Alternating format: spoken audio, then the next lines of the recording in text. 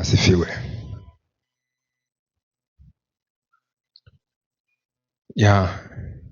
Tuombe. Baba yetu wa mbinguni, tunaomba mkono wako ukatuongoze katika somo la leo, katika Kristo Yesu Bwana wetu tunakuomba, amen.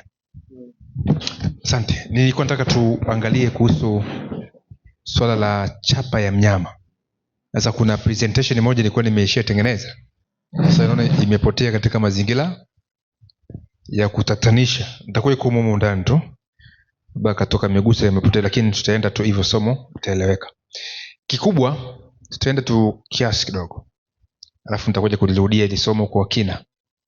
Kikubwa tunaingia katika greater controversy. Greater controversy. Una kitabu hapo cha maandiko ya awali? Nimekiweka hapo cha rangi ya damu ya mzee. Greater controversy. Kwa tunapaswa tufundishe masomo haya. Na greater controversy ipo kwenye hoja ya Kristo na Shetani. Kristo na Shetani. Sasa utatu umekuja kuingilia au kuleta sitofahamu. Nikasema kwamba fundisho la utatu ni katalisti ama silaha mojawapo ya Shetani kupambana na mwana wa Mungu. Kupambana na mwana wa Mungu. Sasa hiyo ndio vita ambayo kila mmoja ataamua. Maana kusema kitabu cha Pambano Kuu cha Ellen G. White inasema kwamba pambano kuu baina ya Kristo na malaika zake dhidi ya Shetani na malaika zake. Kitabu kile cha Ufunuo sura ya 12 na ule mstari wa 7. Hebu nisomee mtumishi. Ufunuo 12 mstari wa 7. 12:7 anasema. Ndio. Anasema kulikuwa na vita mbinguni. Kulikuwa na vita mbinguni. Mikaeli na malaika zake. Mikaeli na malaika zake. Wakapigana na yule joka. Wakapigana na yule joka. Yule joka naye akapigana nao pamoja na malaika zake. Nao hawakushinda. Wala mahali pao hapakuonekana tena mbinguni. Wala mahali pao hapakuonekana tena wapi? Mbinguni. Sasa naomba uchukue picha hii kwamba yule joka naye akapigana nao. Unajua hiyo juzi nilikuwa natafakari hilo somo nilikuwa nawaza kwamba Shetani alisubutu vipi kupigana na Yesu Kristo, naye akapigana nao. Ushafikiria hivyo bwana Kevin? Yaani Ibilisi anajua huyu ni mwana wa nani? Wa Mungu. Na Mungu katambulisha kwamba Yesu ni mwanaye, lakini akawa na usubutu wa kupigana na mwana wa Mungu mbinguni. Si jambo dogo. Na nafasi ambayo alikuwa anaipigania Lucifer kwa mjibu wa roho nabii ni nafasi ya Kristo. Na hiyo nafasi ya Kristo anaitaka mpaka leo hii. Ukiona Qur'ani ni silaha Ibilisi pia ya kupambana na Yesu Kristo. Yaani vita centered ni Kristo. Hebu nipe kitabu cha maandiko ya awali. Hicho ukurasa wa 144. Nisomee kuanzia maelezo ya kwanza. Anasema. Inasemaje? Mwanzo wa Shetani. Mwanzo wa Shetani. Anasema mwanzoni Shetani alikuwa malaika mwenye kuheshimiwa. Alikuwa ni malaika mwenye kuheshimiwa mbinguni. Akiwa wa pili kutoka kwa Kristo. Alikuwa wangapi? Wa pili kutoka kwa Kristo. Alikuwa ni namba 2 kutoka kwa Kristo. Kuonekana kwake kulikuwa kama kwa malaika wengine. Alikuwa mpole na mwenye uso wa furaha. Paji lake la uso lilikuwa refu na pana, likionyesha kwa wingi wa akili nyingi. Umbo lake lilikuwa kamilifu, lenye kupendeza na kutamanika.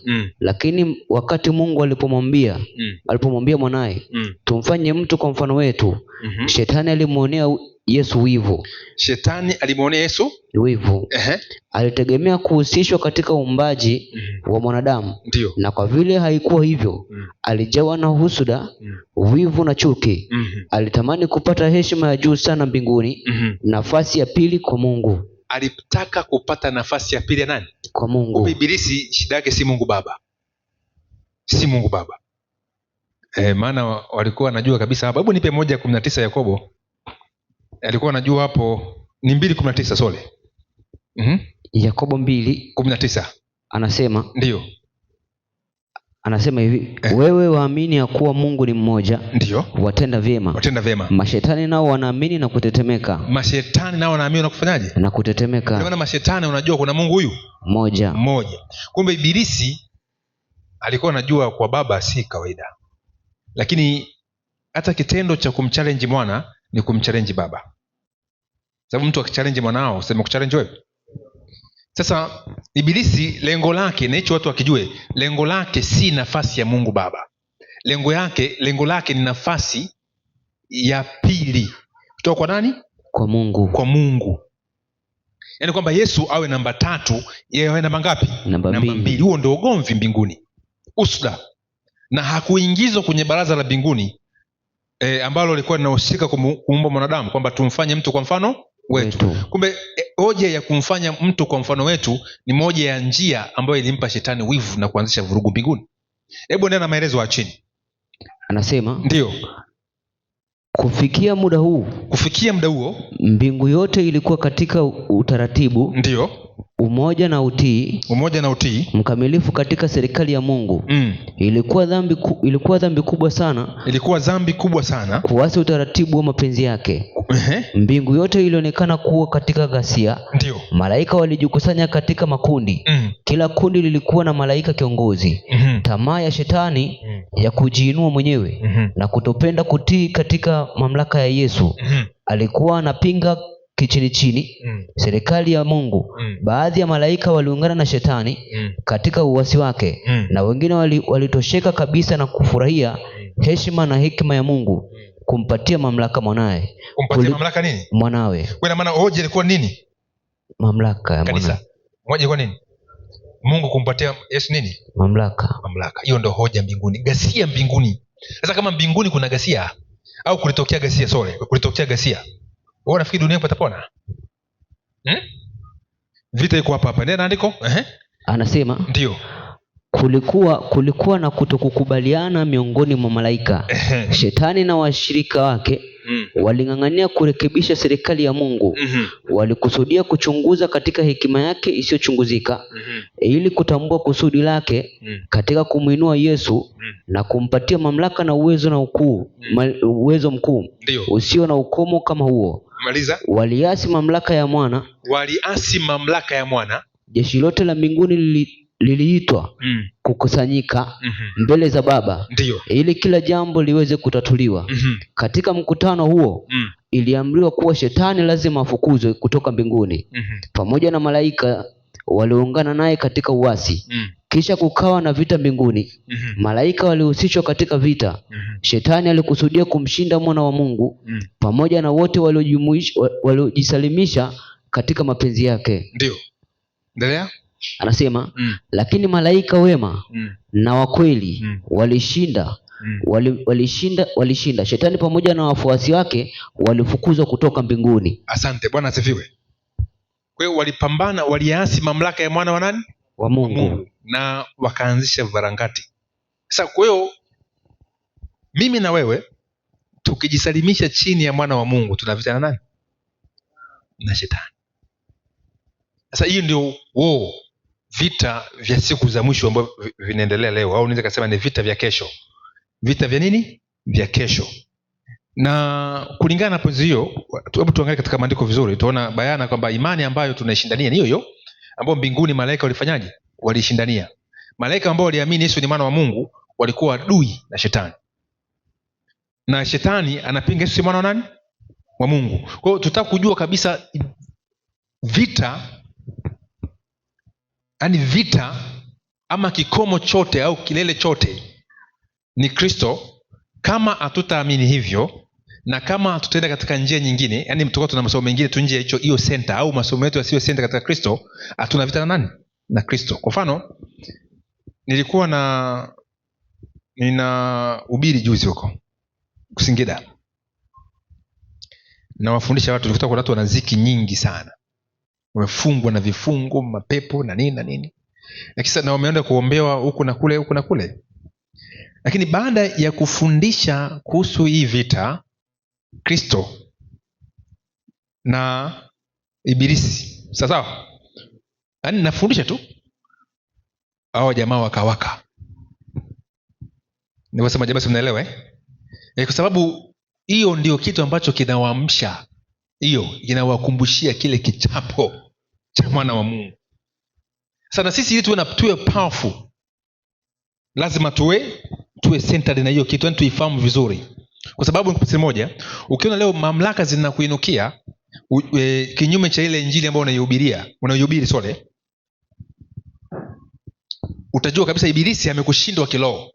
Sasa anatumia nini? Diwani, anamtumia mbunge, anamtumia polisi, anamtumia nani? Kama walivyochukua wale watu wakamfuata Yesu katika Getsemane usiku, ni kwamba alishindwa moja kwa moja kumwataki mwana wa Mungu. Kwa hiyo akachukua furushi la watu kumkamata nani? Kristo. Maana anajua Kristo ana love sana na watu, ana upendo sana na watu. Yaani Kristo, shetani akiwa amejificha nyuma ya wanadamu, Yesu anashindwa kuwaangamiza wale wanadamu, sababu lengo la Yesu ni kuokoa nani? Wanadamu. Sasa Yesu ametutuma sisi katika vita hii, na ameruhusu shetani atujaribu kila kitu, lakini hajaruhusu shetani atumie nguvu kutulazimisha. Ili atumie nguvu, lazima atumie wanadamu wenzetu, ambao akikupiga kibao, sasa malaika wa Mungu anashindwa kupiga, kwa sababu lengo la Kristo uokolewe. Simana mambo ni magumu sana. Kwa hiyo muda mwingine tunapigika na ibilisi kupitia wanadamu wenzetu, kwa sababu si kwamba Mungu anataka tupigike, ni kwa sababu Mungu hana jinsi. Anataka fulani anayekupiga kofi leo, kesho okolewe. Sasa ukiingia katika pambano hili, ni kwamba umeingia katika vita vikali sana. Juzi tumeona Mwalimu Dacha alivyosema kwamba utatu ni ushoga. Simuona mambo yalivyoinuka. Vita ni hata yule mwenzetu tunamwalika hapa mara nyingi tu, ametugeuka kawa mchungu sana. Lakini sasa ukimwambia habari za utatu anasema siko, lakini ule wivu wako nao. Sasa kifupi ni mwana utatu. Kwa hiyo hii vita ni kali. Ukiona watu wanainuka kinyume chetu kwa sasa, kwa maneno, kwa hoja, uje kuna wakati watainuka na upanga. Kuna watu watajifanya kabisa hawa watu tuwaondoe kwa sababu wanampinga Mungu. Sijui naelewa vizuri? Simuona kule huko Ulaya na Marekani sasa hivi watu wanaandamana kuwatoa Waislamu. Wamesema tu kwa hoja imeshindikana, tutumie power ya maandamano ama serikali kuwaondoa Waislamu. Sasa kuna siku wewe na mimi itabidi tumike power nyingine ya kutuondoa, kana kwamba sisi tunapinga nini? Tunampinga Mungu. Sasa kuna picha, kuna nukuu ambako nimeziweka hapo na zimetoweka, tuziache, huenda si mpango wa Mungu nizipresent. Nilikuwa zinaelezea mambo mazito kama hayo. Sasa tubu tuangalie katika Biblia. Katika hiyo roho nabii, hiyo maandiko ya awali, tumeona bayana kwamba ibilisi vita vyake ni zidi ya nani? Ya mwana wa Mungu. Sasa hebu tuangalie maandiko haya. Kitabu kile cha Wakorinto wa kwanza, Wakorinto wa pili sura ya 11, nipe mstari ule wa 31 msomaji. Nasemaje? Mungu Baba wa Bwana Yesu alikuwa mtukufu hata milele. Hiyo ni ngapi unasoma?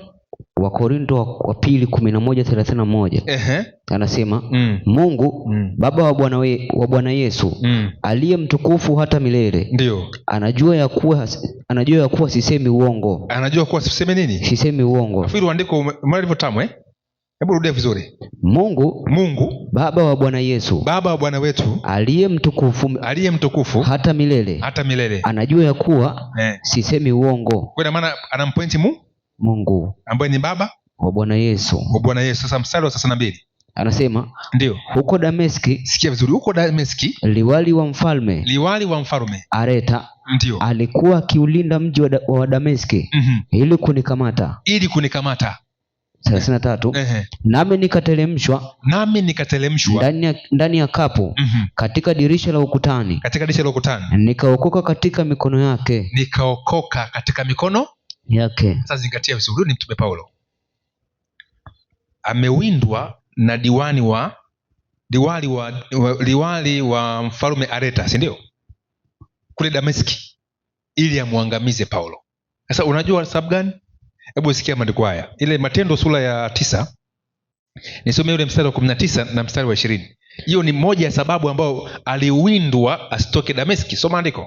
Akala chakula na kupata nguvu. Ndio.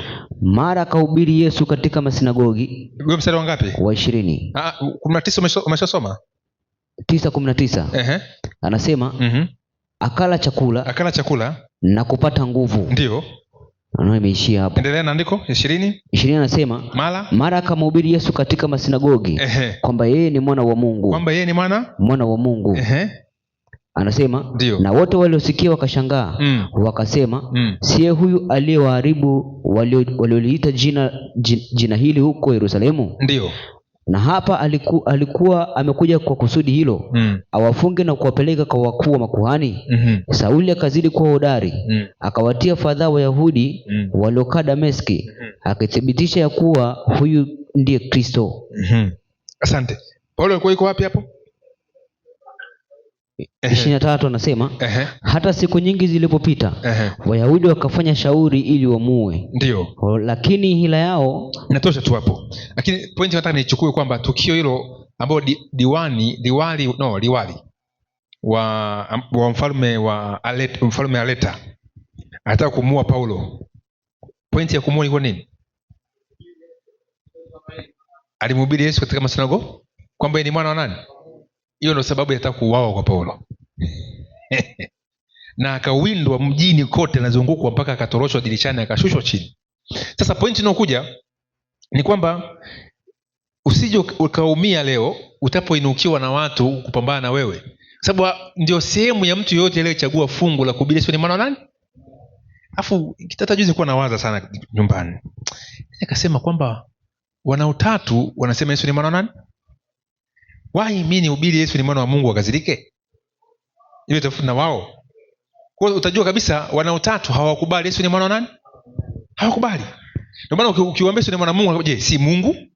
Sasa kuna greater controversy pale. Ndio maana leo tutazidi kuwabatiza watu wakiamini na kukiri Yesu ni Kristo mwana wa nani? Tutawabatiza ili waumie zaidi. Na hicho kitu hawakitaki. Na hiyo ndio gospel yenyewe. Bwana asifiwe. Na maandiko liko hivyo. Hebu nisome kitabu kile cha Wakorintho wa kwanza 1:3, alafu utanisomea na mstari wa 9. Utaona bayana nani, kuna mambo tu ambayo yamewekwa vizuri na yanaeleweka, lakini tunashindwa kuielewa. Soma. Neema na iwe kwenu na amani. Neema na iwe kwenu na amani zitokazo kwa Mungu Baba yetu na kwa Bwana Yesu Kristo. Na kwa Bwana wetu Yesu Kristo. Simona, neema na amani zitokazo kwa Mungu Baba yetu na kwa Bwana wetu Yesu Kristo. Sasa ni nani huyo Bwana wetu Yesu Kristo? Mstari wa 9 anasemaje? Anasema Mungu ni mwaminifu ambaye mliitwa na yeye muingie katika ushirika wa mwanawe Yesu Kristo Bwana wetu. Bwana asifiwe. Simona, injili iko simple, imenyoka sana. Sasa haya maneno haya nayowaambia kina Atanas na tunapaswa kuyahubiri azalani. Na utaona moto. Hii ndio injili ambayo ilikuwa inapindua ulimwengu. Yaani ukihubiri Yesu ni mwana wa Mungu, watu wanaweka vikao na mabaraza.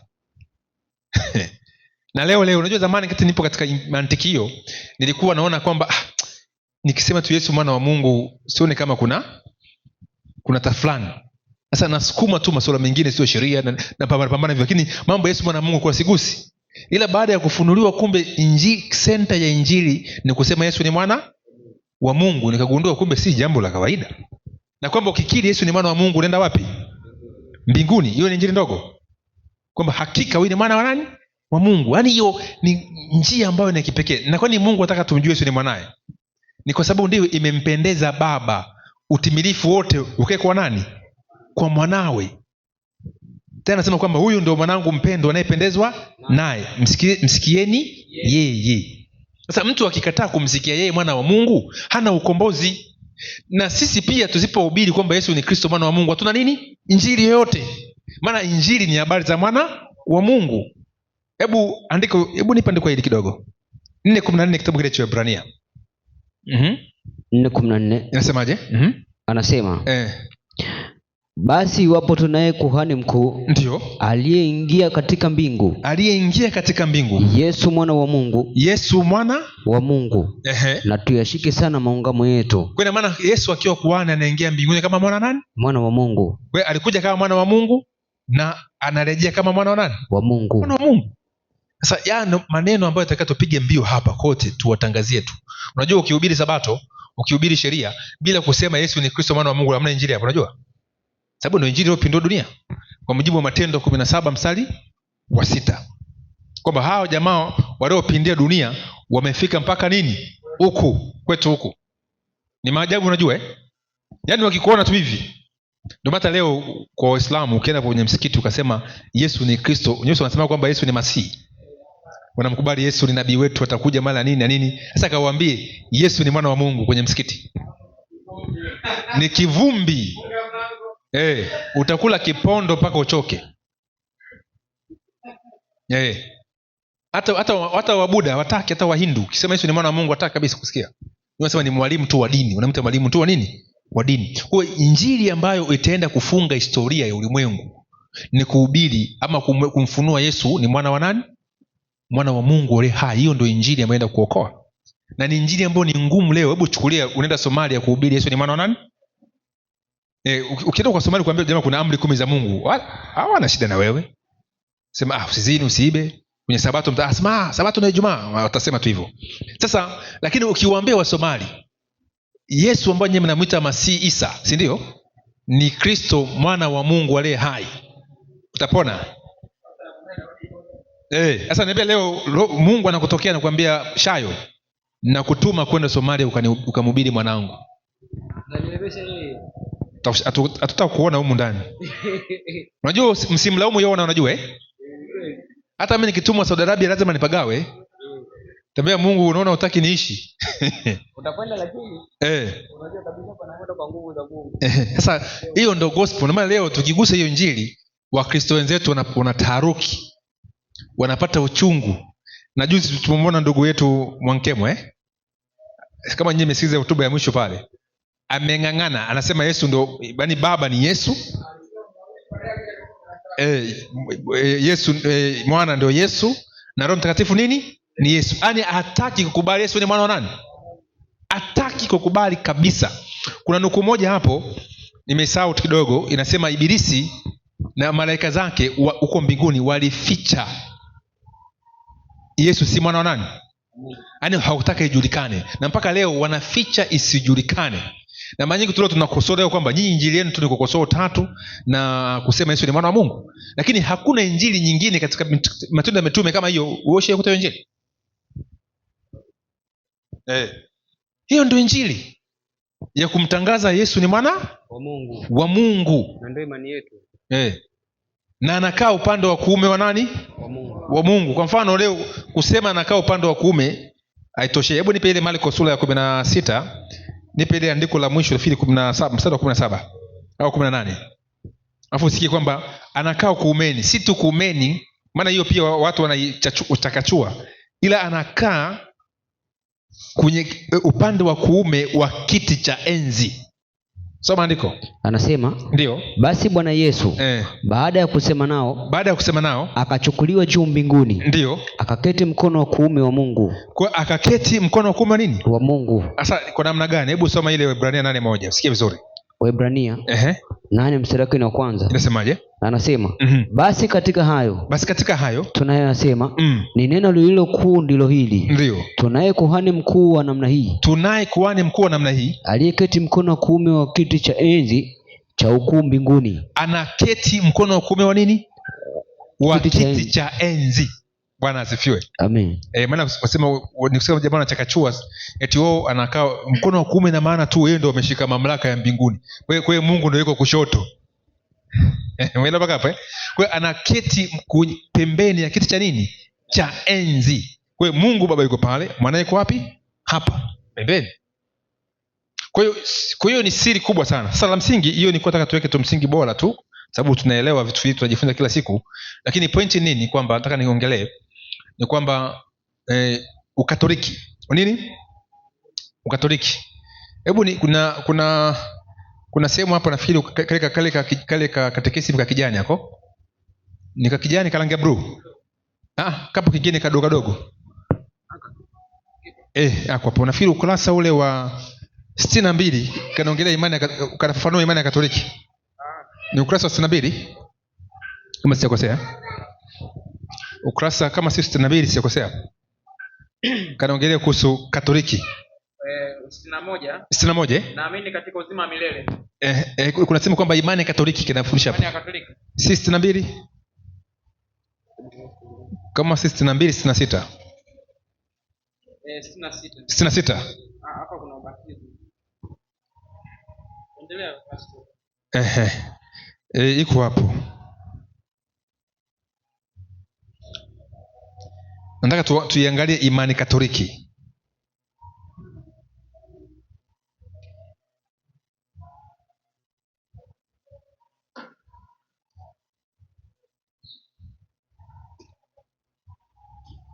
Na sadiki kwa kanisa takatifu Katoliki. Nasema imani Katoliki. Basi achana na hiyo tu. Tutaenda sehemu nyingine. Sasa hebu chukua kitabu cha 490 hicho kimeandikwa, kina gamba jeusi. Umekiona? Hichi. Kingine kina jarada hapo. Kina gamba jeusi. Hichi hapo. Sio hicho. Kina gamba jeusi hapo. Unaona kitabu hapo kina gamba jeusi? Gamba jeusi. Nimekupa hapo. Kuna Laudato Si hapa. Na hii ya SDA Fundamental Belief na katika sema kanisa Katoliki. Basi. Gamba jeusi ni la mwongozo wa kanisa.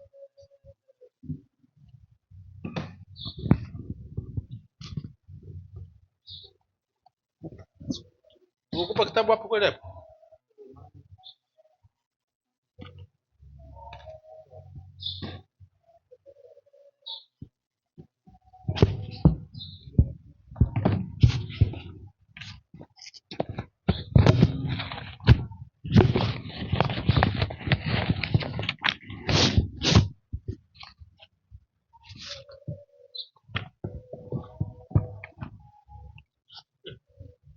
Hamna bwana, nimekupa kitabu hichi hapa. Ili utugia KKT. Hebu nipe ukurasa wa 490. 490. Hebu soma. Nataka kushangaa hicho kitabu, maana ni kimoja tu, kupatikana ni kazi hicho kitabu. Soma 490 hapo. Kuanzia kipengele mstari wa kwanza na mpaka wa 3. Nasemaje? Anasema kila atakaye kuokoka zaidi ya yote imemlazimu kushiriki imani Katoliki. Inampaswa kushika imani Katolika. Ambayo asipohifadhi kamili na bila kuiharibu, bila shaka atapotea milele. Atapotea nini? Milele. Sasa imani ya Katoliki ni ipi? Soma. Na imani Katoliki ndio hii: tumwabudu Mungu mmoja katika utatu. Ndio. Na utatu katika umoja. Umesikia vizuri? Hiyo ndio imani nini? Katoliki. Usipoamini uokolewi. Ilikuwa imani yako Sasa ndio maana leo mwana utatu yoyote, ndio maana nataka ile somo nimeacha kando, nataka tulipige, tutakuja kulipiga vizuri ili watu waelewe. Mtu yote akiamini utatu ni nani? Katoliki. Ni Mkatoliki. Kile akiamini utatu ni Mkatoliki. Sasa watu wanajua Mkatoliki mpaka ba uende pale ukajiunge na ile kanisa Kumbe ukiwa na imani ya utatu wewe ni nani? Katoliki. Ndio maana leo nasema hivi, mtu ambaye anaamini utatu hataguswa na mnyama. Never. Hataguswa na nani? Na mnyama. Huwezi kuguswa. Lakini ukipinga utatu mtakatifu, mnyama anakugusa. Sababu mnyama nembo yake kubwa ni fundisho la nini? Utatu. La utatu. Jumapili inaakisi utatu tu. Watu hawajui hicho kitu. Kwa mtu anayeabudu Jumapili ni kwamba anaakisi nini? Utatu. Sasa Wasabato leo wana Sabato ya kweli, lakini wana Mungu wa nini? Wa kweli. Wanaabudu Mungu wa Katoliki. Kwa mwisho wa siku ndio maana leo mnaachiwa Sabato yenu, maana Ibilisi anajua kabisa bila Mungu wa pekee na wa kweli Sabato haina kitu. Sababu kule vurugu zote katika Israeli ilikuwa ni kubadilisha Mungu. Kwa hiyo walikuwa na Sabato lakini wanaabudu nini? Jua. Ukisoma ile 8:16 kitabu cha Ezekieli kwamba wazee 25 wa Israeli wakalipa kisogo hekalu la Bwana wakielekea upande wa mashariki wakiliabudu nini? Jua.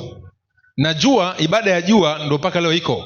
na ibada ya jua ilikuwa inaabudiwa mara 3: jua la asubuhi, jua la mchana na jua la jioni. Alafu anakuambia si majua matatu bali jua hili moja. Ndio maana wanakucholea ile pembe 3: jua la asubuhi, jua la mchana, jua la nini, la jioni. Inakuwa pembe ngapi? 3. Sema hiyo slide imepotea hapo, ningeonyesha. Na kila pembe kama umesoma hesabu ina nyuzi 60, ina nyuzi 60, ina nyuzi 60. Kwa hiyo ukizidisha mara 2 unapata ngapi? 360. Ndio maana unapata ile bendera ya Israeli na piramidi ngapi? 3. Piramidi 2 zinashikamishwa, zinageuzwa, inakuwa pembe 6. Sasa mle pembe 6 kuna pembe juu kihesabu inakuwa ni 666. Kuna pembe za ndani zinajichora na zingine za ndani tena zinakuwa 6 ngapi? 6. Ni ibada ya jua. Na hata ile sanamu ya mfalme Nebukadreza katika ile sura ya 3 kitabu cha Danieli ilijengwa kwa urefu wa zilaa ngapi? 60. Na upana zilaa ngapi? 6. 6 mara 60 ngapi? 360. Kwa hiyo ndio ibada ya sanamu iko pale. Sasa 360 Wababeli walikuwa wanagawa kwa nyuzi 60. Ukishagawa kwa nyuzi 60 utapata nyuzi 10 unapata 36 ukishagawanya. Ukichukua 36 ile pale ukazigawanya zote, kwanza 1 jumlisha 2 jumlisha 3 jumlisha 4 jumlisha 5 jumlisha 6 mpaka 36. Ukijumlisha utapata 666. Wewe mwenye akili hesabu ya mnyama yule. Kwa sanamu ambayo ilisimamishwa uwanja wa Dura na kuamuru ulimwengu wote uisujudie, ndio sanamu leo inakuja kusimamishwa leo yenye 660 ngapi? 6. Sasa ukihesabu ibada ya juu ya Babylon, ndio ufundisho la utatu la leo ambao litasimamishwa duniani kote. Na alama yake ikuwa ni Jumapili. Maana Jumapili haiwezi kuwekwa tu bila mantiki. Jumapili inawekwa kulenga kitu fulani, Mungu ambaye anaabudiwa na mpinga Kristo. Ndio maana kitabu kile cha Ufunuo sura ya 13 mstari wa 4, na hii sanamu ambayo watu wataenda kuiangukia. Hebu nisome andiko hilo. Ni kumwabudu joka na mnyama. 13:4. Inasemaje? Anasema wakamsujudu yule joka kwa sababu walimpa huyo mnyama uwezo wake. Ndio. Na wakamsujudu yule mnyama wakisema, ni nani afananaye na mnyama huyu? Asante. Kwa maana lengo Bwana Tanasi ni kwamba joka afanyeje? Abudiwe. Sasa ili joka abudiwe, joka hawezi kuja physical. Utakubali kumwabudu joka? Shetani. Kwa lazima haje na kitu fulani. Kwa anamtuma mnyama ambao ni mwakilishi wake, ambao ni Rumi. Ni mwakilishi wake. Sasa akishamtuma mnyama mwakilishi wake, mnyama anakuja na mafundisho. Kwa yale mafundisho ndio yanakufanya umwabudu nani? Shetani. Na moja ya fundisho kubwa la Rumi ni hii. Anasema the mystery of the Trinity is a central doctrine of the Catholic faith. Ndio hiyo amesema kwamba hapo kwamba huwezi kuokolewa pasipo kuamini imani Katoliki. Na imani Katoliki ni nini? Utatu Mtakatifu. Kwa hiyo the mystery of the Trinity is a central doctrine of the Catholic faith. Na Katoliki tunasema ndo mwanamke kahaba Ndio maana nataka nikuambie habari njema shemeji. Usipowaambia ndugu zako waachane na hii kitu, hawezi kuokolewa. Hawezi kuokolewa. Ukijua siri hii utanyamaza. Hawawezi kuokolewa. Labda tu ni wale ambao walikuwa na moyo wa kweli wakiwa kule, na walikuwa wanampenda Mungu na haya mambo hayajawafikia. Ila kama haya mambo yamewafikia na wakawa na kibri, hawawezi kufanyaje?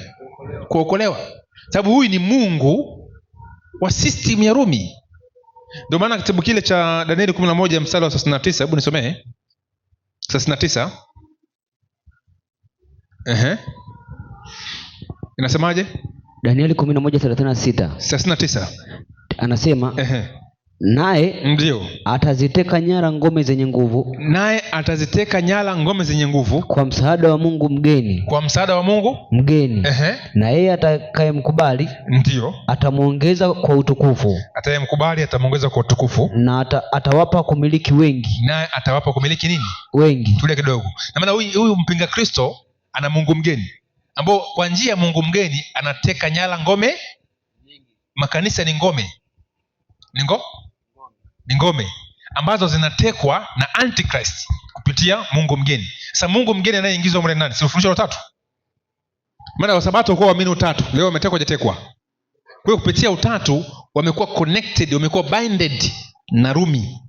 Kwa hiyo mafundisho ndiyo yanatufunga na kutuonyesha sisi tuko upande gani na sehemu gani. Kwa hiyo tukijua siri hii kwamba mambo haya ilivyo, kama wewe Shayo kule kwenu Wachaga, yaani hao ndio wamepotea totally. Yaani katika watu wataka kuhubiriwa, hata juzi nilikuwa naongea na kanisa na mratibu wa kule, tupange hata safari ya kwenda kule Rombo, twende Marangu, twende Siu Kibosho, ingawa kule kuna makanisa ya Rumi imeinvest kweli kweli na KKT. Ingawa kuna padi moja amenipigia simu tuzungumze, niende Rombo tuongee naye kuhusu habari ya utatu. Akasema ana mpango gani na mimi, sio akanifinyanga kule chini kwa chini. Unaona?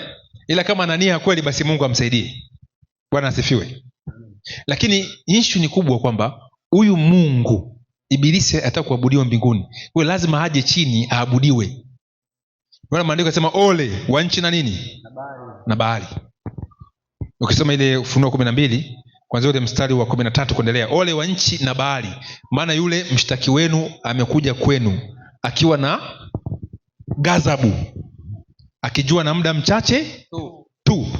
Kwa hiyo ghadhabu ni kwamba anataka kuabudiwa. Ndio maana alimfuata kule Kristo jangwani, akamwambia ile 4 mstari wa 8 mpaka wa 10 kitabu cha Mathayo, kwamba akamwonyesha safari yote ya ulimwengu, akamwambia kwamba ukinisujudia nitakupa yote. Sasa usifikiri kwamba Ibilisi leo hicho hayuko. Ibilisi yupo na anasujudiwa.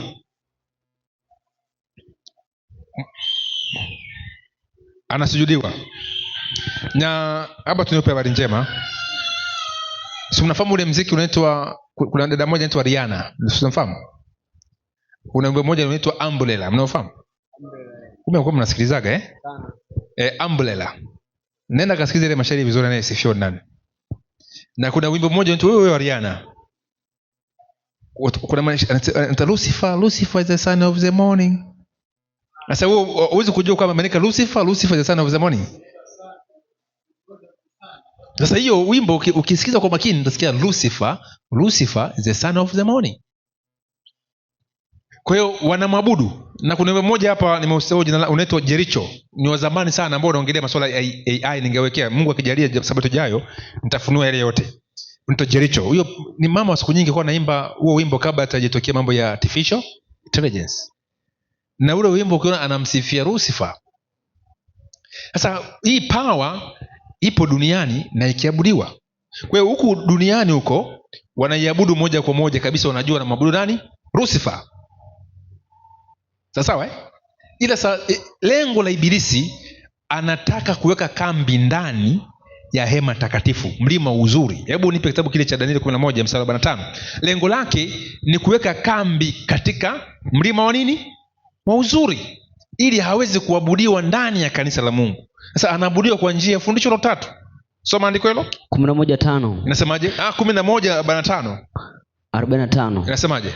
Anasema naye ataweka hema zake za kifalme ndio kati ya bahari na mlima mtakatifu wa uzuri. Ataweka hema zake kati ya bahari. Bahari tunajua maana gani kiunabii? Ndio. Ni watu, mataifa na jamaa. Na kati ya nini? Kati ya mataifa. Na mlima mtakatifu wa uzuri. Na mlima mtakatifu wa nini? Wa uzuri. Mlima ingawa atafikia ajali yake. Kwa hiyo mlima mtakatifu wa uzuri ambao Ibilisi anataka kuweka hema zake, kambi zake, kukambika ndani ya kanisa la Mungu. Kwa mlima mtakatifu wa nini? Wa uzuri. Wa uzuri. Hebu nipe kitabu kile cha Isaya sura ya 2 mstari wa 1 na wa 3. Isaya 2. Inasemaje? Mstari wa 1 anasema, ndio.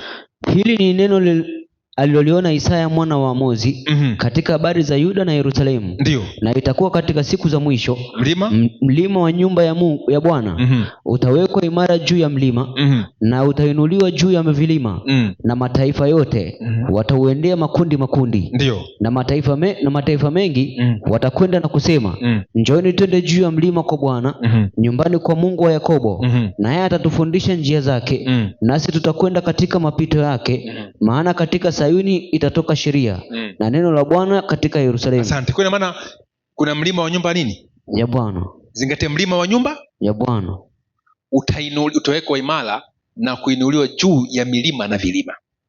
Sasa paka hapo juu ya milima na vilima. na huo mlima ndo Yerusalemu na Sayuni. Katika Sayuni inatoka sheria na neno la Bwana katika Yerusalemu. Sasa shetani hana shida na vilima, hana shida na milima, ana shida na nani? Na mlima. Sababu kule mlimani, katika milima na vilima kuna wachungaji wanaopotosha watu kule. Ukisoma ile 56 Yeremia kwamba hebu tuisome tu. Kwa hiyo wachungaji wakiwaongoza watu toka kwenye milima na vilima, lakini kwenye mlima yuko Mungu na Kristo. Soma. Anasema ndio, watu wangu wamekuwa kondoo waliopotea. Wachungaji wao wamewapoteza toka, wamewapotosha milimani. Wamekwenda toka mlima hata kilima. Kwa ina maana hawa wako milimani na vilima. Sasa milima mimi naweza kusema kwamba ndio makanisa ya Kiprotestanti, na vilima Pentecost Church vingi tu ni vilima tu, sababu mlima na vilima ni tofauti. Sasa huko ndipo kuna wachungaji kazi yao ni kuwapotosha watu tu. Kule hamna neno la Mungu, hakuna sheria nani ya Mungu. Maana katika mlima wa nyumba ya Bwana kuna sheria na neno la nani? Bwana.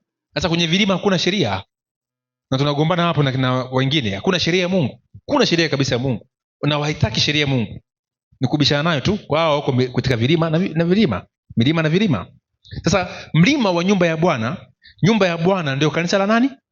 La Mungu. Hebu nipe kitabu kile cha Timotheo wa kwanza 3:15. Kwa hiyo mlima wa nyumba ya Bwana au nyumba ya Bwana ni kanisa la Mungu aliye hai. Soma. Anasema ndio, lakini nikikawia upate kujua jinsi wapasavyo watu kuenenda katika nyumba ya Mungu iliyo kanisa la Mungu aliye hai. Kwa maana nyumba ya Mungu au mlima wa Mungu ni kanisa la nani? Kanisa la Mungu. Kanisa la Mungu ndio nyumba ya nani? Ya Mungu, ama hekalo la Mungu. Sasa mpinga Kristo naye anataka kukaa wapi? Ndani ya kanisa. Yeye hayupo kwenye makanisa. Kwa hiyo Rumi kashamaliza kila kitu. Kwa hiyo hayupo ndani ya kanisa. Ndio maana hata miongoni mwetu watainuka watu wakisema nini? Mapotofu. Na jamaa yangu mmoja kwa tunapinga fundisho la Trinity, lakini leo amekuwa champion wa kunigonga mimi, sawa, na kufundisha nini? Trinity. Tena anafundisha ubaya sana kwamba Mungu Baba na Yesu, yani Yesu si Mungu, si mwana wa Mungu. Ni kwamba Mungu tu, yeye ni Mungu na huyu ni Mungu. Kwa hiyo wakapanga kwamba wewe mwana na mimi ni nani? Baba. Hata bora Mkatoliki. Yaani amekuwa hatari. Sababu shetani anataka mlima, hana shida na vilima na milima, maana kule kashamaliza kila kitu. Leo amekuwa kinyume, anatoa video ya kutuchambua kwamba sisi tunapotosha. Sasa nichamba njoo basi tuzungumze, lakini nitaki kusikia. Hata juzi wakati nimeenda Mwanza, kumbe kuna Marekani mmoja kwa amekuja akakusanya watu wakana wahubiri pale, na jamaa alikuwa ameandaa. Baada ya Marekani kuondoka, yeye akaanza kuwafundisha ile fundisho hilo.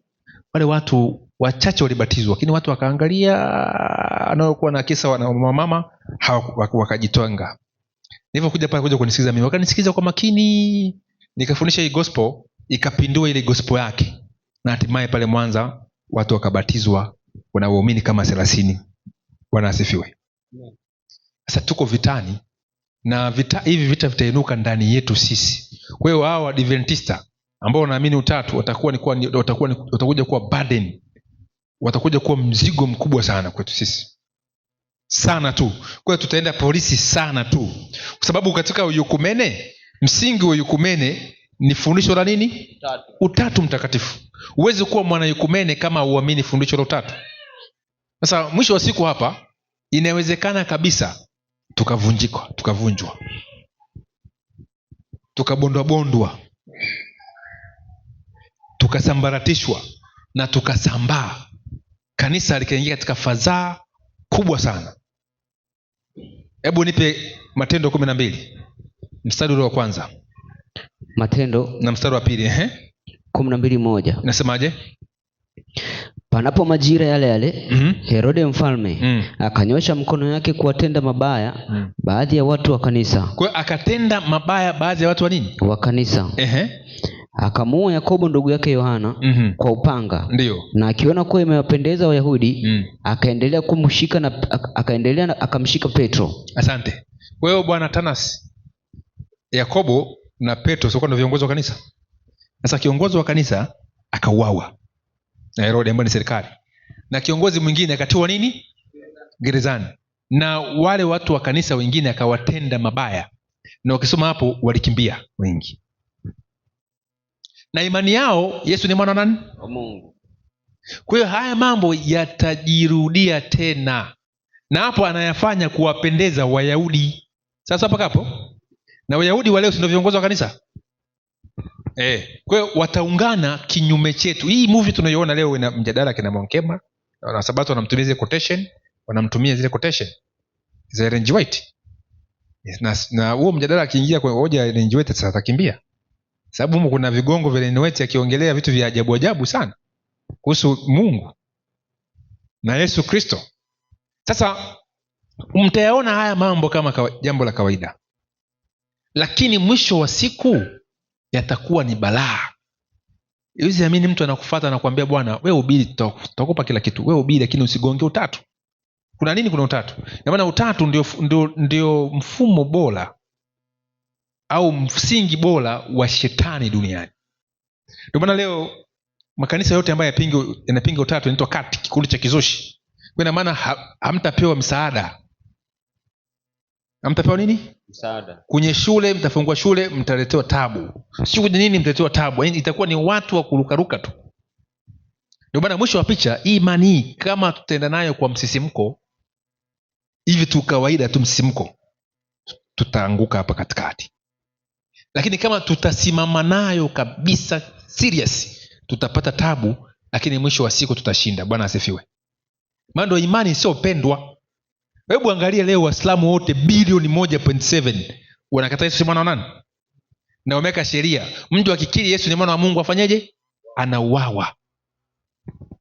Kwa maana hiyo sanamu ya mnyama itawafanya wote wasioisujudu wafanyeje? Wauawe. Sababu Danieli kina Mesha kina Abednego walisimamishwa ile sanamu yenye zilaa 60 kwa urefu na zilaa 6 kwa upana, ambayo ndio Trinity yenyewe. Kwa siku za mwisho Rumi kupitia Marekani watasimamisha Ukristo, type ya Ukristo, kwamba Ukristo ambao tunaokubali ni aina hii na Ukristo wa ukubali si wa aina hii. Na tushatabiriwa na Ellen White na kina Johnson Wago na kwamba ile sheria za mwaka 1888 zitarejea tena. Hebu niambie, kosa la kwanza la kupinga utatu kipindi kile, ile sheria iliyopita kule mwaka 1888, kosa la kwanza ulikuwa unalipa fine. Kosa la pili wanakupigia hapa alama B, alafu wanakuchoma ulimi ili usizungumze tena. Si wachawi ndio kama unakata ulimi Sasa wanakuchoma nini? Ulimi. Hebu niambie, uko pale umemshika Kevin, jamaa lenye nguvu, maana usipopanua atakanisha hivi. Panua ulimi unaotoa mwenyewe. Alafu wamechukua kile kitu cha moto kile, kama wanachoma ng'ombe, wanachoma ulimi wa mwenzako. Alafu haya, njoo wewe. Hapo umekufuru nini? Utatu. Lakini ukizidi, hata kama kwa maandishi tu ukaendelea kwa machachari kuendelea kuhubiri utatu, kupinga utatu, hukumu ya tatu, utauawa. Hiyo ndio sheria ilikuwa imepitishwa. Kwa hiyo ufundisho la utatu litaenda kuua watu soon. Sasa hivi mnaanza kutengwa na makanisa na masinagogi. Na Yesu shatabiri kwamba watatengwa na nini? Na masinagogi. Ile Yohana 16 mstari wa kwanza mpaka wa 3. Na watazania kwamba wanavyowaua wanamtolea Mungu nini? Ibada. Wanafanyia Mungu ibada. Kabisa, sema huyu ni mpinga Kristo. Maana leo ukiupinga utatu wanakuita nani? Mpinga Kristo. Kwa hiyo imekuwa kinyume chake, maana mpinga Kristo ni yule anayemkana Baba na nani? Na Mwana. Sasa leo wewe hujamkana Baba wala Mwana, umetambua kuna Baba na umetambua kuna Mwana, unaitwa mpinga Kristo. Maana imani yao ni Baba na Mwana Mungu huyu. Kwa hiyo Mankebo anaongea utumbo kama ule, lakini utaona wanamsifia. Lakini zamani mitume walikuta nani? Mpinga Kristo. Angalia nukuu nikuonyeshe hapa. Huyu mtu mmoja anaitwa Ignatius.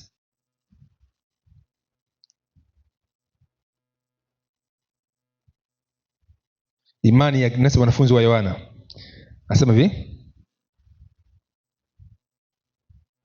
Kumbe sikuweka kuhusu, sikia hapa. Kwa hivyo anasema hivi, hii tuanze hii nukuu ya Wakatoliki. Hii ni katekisimu ya Kanisa Katoliki sehemu ya kwanza, taaluma ya imani. Sema fumbo la Utatu Mtakatifu zaidi ndiyo fumbo kuu la imani ya Kikristo na maisha ya Kikristo.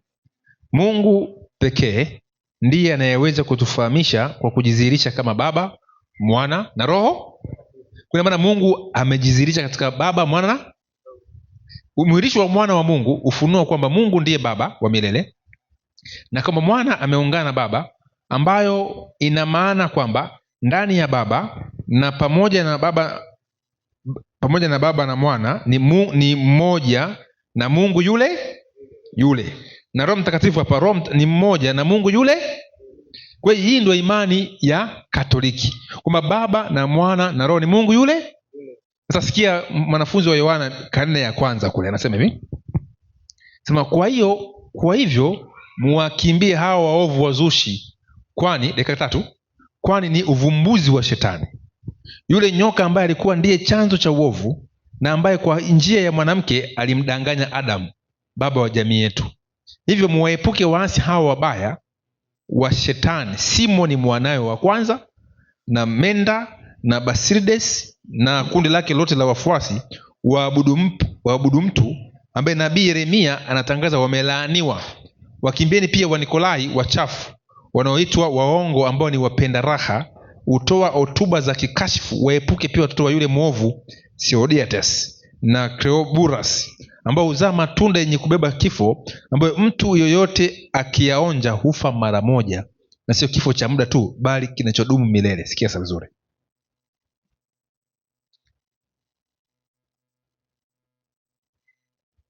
Kumbe nimesoma nukuu nyingine. Sawa, ngoja nirudie hapa. Hii hapa. Nasema hivi, wanamtambulisha Mungu kuwa kiumbe asiyejulikana. Wanasema Kristo si mzaliwa. Si nani? Hichi ni kipindi cha Mtume Yohana. Kristo si mzaliwa. Na leo ukisema Kristo amezaliwa inakuwa vurugu. Na kwa habari ya Roho hayupo. Walikuwa yupo. Wengine wao wanasema kwamba Mwana ni mtu wa kawaida na kwamba Baba, Mwana na Roho Mtakatifu ni mtu yule yule tu. Ni mtu yule yule tu. Sasa angalia Warumi. Nasema hapa, which means that in the Father and which is the Father, the Son is the one and the same God. So mbona hicho kitu hapo? Kwa hiyo kwamba huyu mwanafunzi wa Yohana Ignatius anasema hawa kina Simon mchawi na kundi lake, tena anaita kwamba jiepusheni na sumu ya nyoka. Sumu ya nini? Ambao wanadai Baba na Mwana ni Mungu yule. Sasa na Rumi inadai Baba na Mwana ni Mungu yule mmoja. Kwa haya mambo ni marudio tu. Kwa Antichrist, ukisikia leo yale mafungu ambayo yanasema kwamba mjiepushe na mpiga Kristo, ujue kwamba ni watu ambao walikuwa wanasema Baba na Mwana ni Mungu yule. Si pia wakimbieni pia Wanikolai wachafu. Sasa Wanikolai anasema huyu Clinton anasema hivi, Wanikolai na Wasimoni, yani watu wa Simoni mchawi, katika Matendo 8, wote walikuwa na asili moja ya kupinga msalaba wa Kristo, ubinadamu wake na wanawake wa asili kutoka kwa Baba na sheria ya Mungu. Ukisikia Yesu anasema kwamba nayachukia mafundisho ya Wanikolai, anamaanisha katika hii kitabu cha Ufunuo 2:6 kwamba lakini unalo neno hili kwamba wayachukia matendo ya nini? Ya Wanikolai, ambayo na mimi nafanyaje? Nayachukia.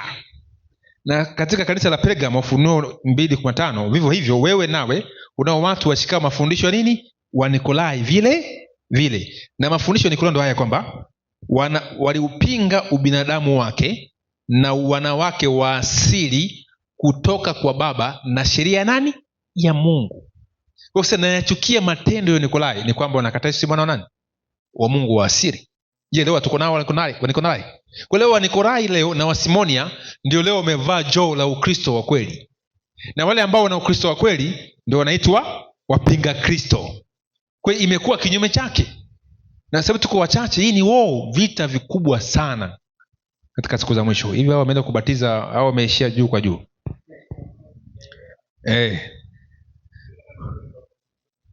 Bwana asifiwe. Hii ukisikia sasa leo counter reformation ndio hii. Ukihubiri Yesu anakuja, wanakuambia atanyakua tu kwa siri. Kwa anaenda kinyume chake. Na wao ambao wanafundisha mafundisho ya uongo wako wengi sana. Na wao wanatuambia kwamba ina maana wao wa Sabato, wa Katoliki, wa KKT, wa Pentekosti wamekosea. Nyinyi ndio mmepatia pekee. Si mnaambia kwa hivyo? Hiyo ndio kipimo chao, si kipimo cha maandiko. Na Konstantino pia alifuata wingi kupitisha fundisho la nini? La utatu. Akuangalia mantiki ya Biblia, akapitisha yale ya wingi wape, wengi wape. Maana mimi niishia hapa. Nilikuwa tu nataka tuweze kukumbushana kwamba hii nuru ambayo tuko nayo, kwanza tusiizoee. Tusifanyaje?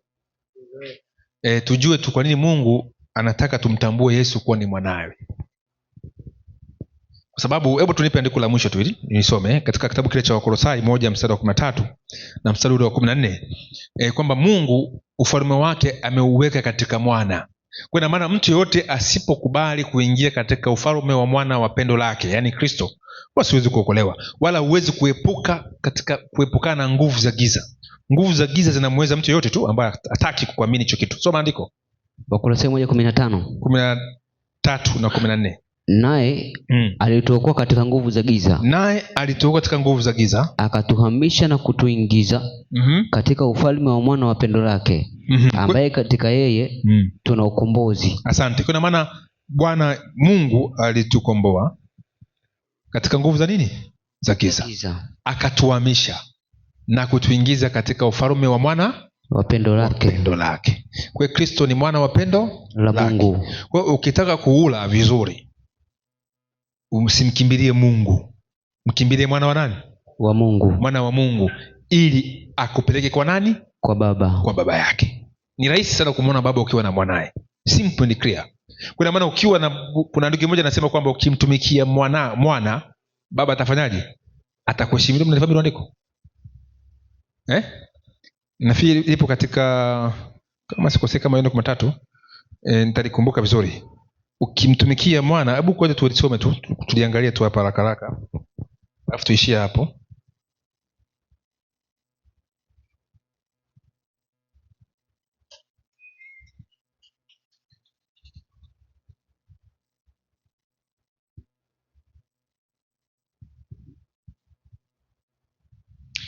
Hebu fungua Yohana 12:26.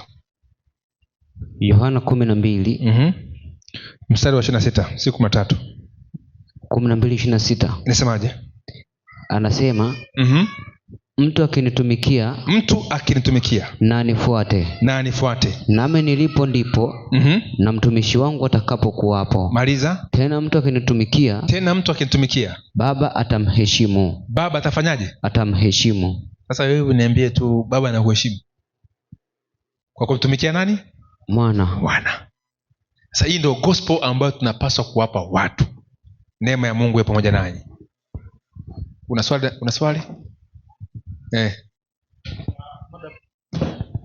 Kuna mada hapo uligusia. Hivi Waislamu wanaingia kwenye ekumene? Wanaingia kwenye kitu kinaitwa interface. Nitaka kujua. Interface yenyewe ni dini zile ambazo si za Kikristo. Kwa hiyo wanazibindi pamoja na Wakristo. Interface. Sawa. Kuna mtu ana swali hapo lingine? Kama nimemwacha nyuma kidogo. Wote tuko sawa. Ngoja jamaa waje tuombe nao. Washafika Tufanye maombi ya pamoja, tushukuru Mungu na hao wabatizwa, tuwapokee. Alafu twende vizuri. Kwa hiyo maisha ya msalaba wa Kristo ni maisha ambayo tunapaswa kuyazingatia sana, hasa hii Injili. Na bwana Kevin nyumbani ni wainjilisti, msichoke, msifanyeje kutangaza ukweli. Shayo, msichoke kutangaza nini? Ukweli. Maana ndio ukweli pekee ambao utaenda kutuinua na kutusaidia katika maisha yetu, na wale ambao wataenda kuufuata ukweli huu katika Kristo. Waambie tu waje haraka tufanye maombi pamoja nao.